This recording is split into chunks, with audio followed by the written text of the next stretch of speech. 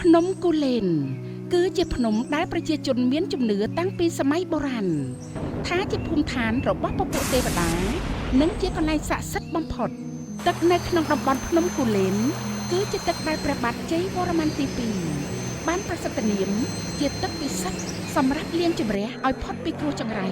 និងអំពើបាបបានផងដែរឥឡូវនេះទឹកពិសាបរិសុទ្ធយានសឹងអង្គរ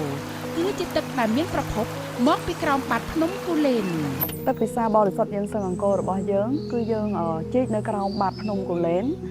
ដែលយើងយកនៅក្រោមស្រទាប់ថ្ម3ស្រទាប់គឺថ្មបាយក្រៀមថ្មភក់និងថ្មដា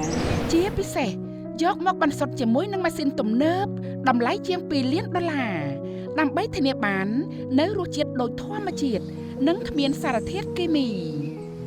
សូមគោរពអញ្ជើញបន្តស្ដាប់ប្រសាសន៍លោកសៀនភិរមដែលជាសមាជិកមគ្គុទ្ទេសក៍ទេសចរខ្មែរអង្គរបាទតាក់ទងនឹងទឹកភ្នំគូលែនគឺជាទឹកដែលពិសិដ្ឋដែលបរិយាជាខ្មែរយើង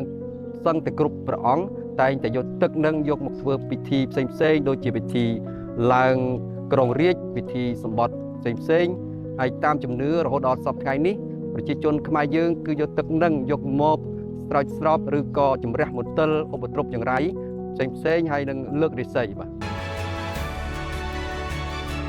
យានសឹងអង្គរគឺជាទឹកបរិសុទ្ធធម្មជាតិចេញពីភ្នំគូលែន